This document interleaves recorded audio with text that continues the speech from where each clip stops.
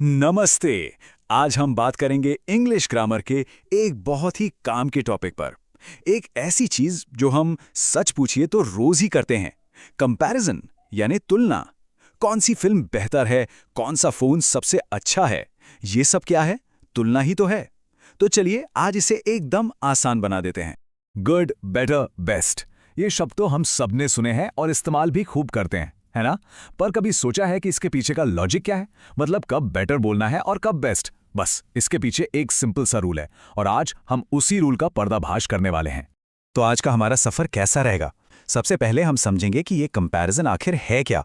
फिर देखेंगे इसकी 3 डिग्रीज कौन कौन सी हैं। उसके बाद इन्हें बनाते कैसे हैं ये सीखेंगे। फिर डिग्रियों को आपस में बदलना सीखेंगे और आखिर में उन आम गलतियों को देखेंगे जिनसे हमें बचना है। तो चलिए सबसे पहले और सबसे बेसिक सवाल से शुरू करते हैं। ये कंपैरिजन या तुलना आखिर है क्या चीज?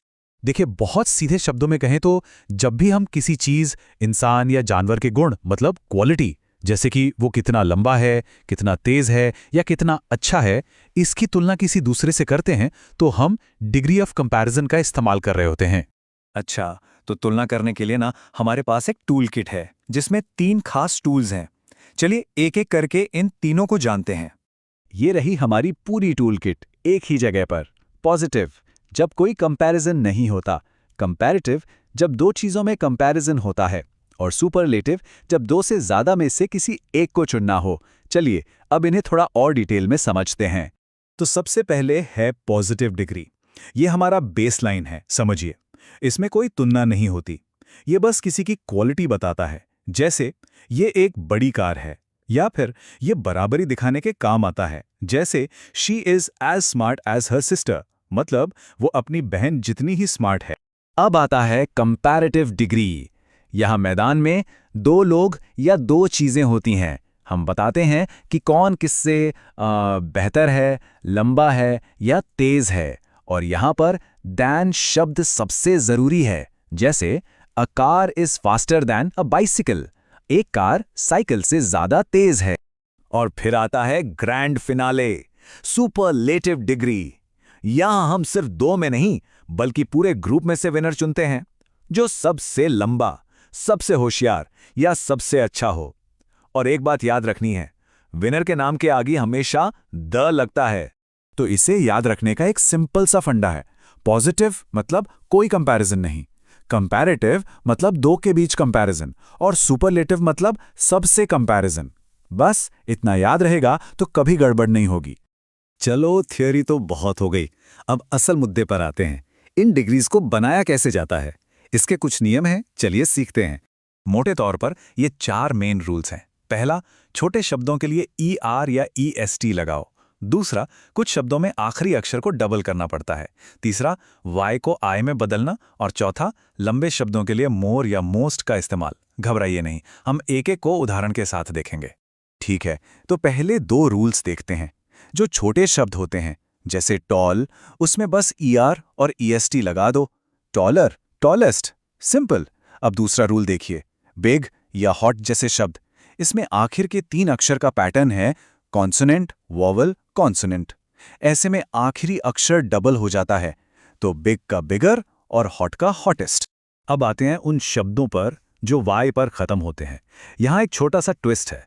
अगर वाई से पहले कोई कॉन्सोनेंट है, जैसे हैप्पी में पी, तो वाई को हटाकर आई लगाओ और फिर ई आर या ई एस टी, तो बन गया हैप्पियर। लेकिन अगर वाई से पहले वॉवल है, जैसे ग्रे में ई, तो वाई को हटाने की जरूरत नहीं, बस ई आर लगा दो, ग्रेयर। अच्छा, तो लंबे शब्दों का क्या करें, जैसे ब्यूटीफुल या इंटेलिजेंट? क्या हम कहेंगे इंटेलिजेंटर? नहीं ना, सुनने में ही कितना अजीब लगता है। तो रूल ये है कि ऐसे लंबे शब्दों के आगे हम मोर और मोस्ट लगाते हैं। More beautiful, most beautiful. आसान है ना? अब देखिए, इंग्लिश में कुछ बागी शब्द भी हैं। ये किसी रूल को नहीं मानते, इनका अपना ही स्वैग है। जैसे गुड का गुडर नहीं होता, ये बनता है बेटर और बेस्ट। वैसे ही बैड का बनता है वर्स और वर्स्ट। इनको बस रटना पड़ता है, कोई और चारा नहीं है। बहुत बढ़िया। अब जब हमें रूल्स पता चल गए हैं तो थोड़ा लेवल अप करते हैं। अब हम सीखेंगे कि कैसे एक ही सेंटेंस को अलग अलग डिग्री में बोला जाए और मतलब भी ना बदले। ये थोड़ा एडवांस्ड है पर बहुत मजेदार है। ये देखिए, राम श्याम जितना ही लंबा है, ये एक पॉजिटिव सेंटेंस है। अब अगर हमें इसी बात को कंपैरेटिव डिग्री में कहना है तो हमें कहना होगा श्याम राम से ज्यादा लंबा नहीं है। देखा, मतलब वही है, लेकिन पहला सेंटेंस पॉजिटिव है और दूसरा नेगेटिव।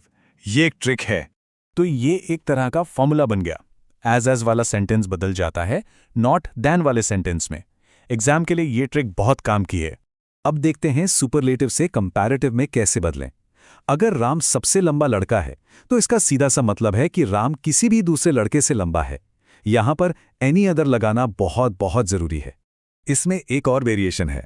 अगर सेंटेंस है इंग्लिश सबसे उपयोगी भाषाओं में से एक है, मतलब अकेली बेस्ट नहीं है, और भी हैं, तो जब इसे कंपैरेटिव में बदलेंगे तो हम एनी अदर नहीं बल्कि मोस्ट अदर का इस्तेमाल करेंगे। इंग्लिश ज्यादातर दूसरी भाषाओं से ज्यादा उपयोगी है।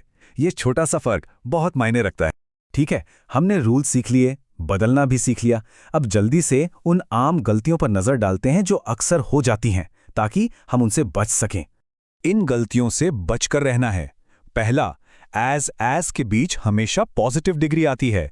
एज टॉलर एज नहीं, एज टॉल एज। दूसरा, डबल कंपैरिजन कभी नहीं। मोर टॉलर जैसा कुछ नहीं होता, सिर्फ टॉलर होता है। और तीसरा और सबसे जरूरी, अदर शब्द मत भूलना।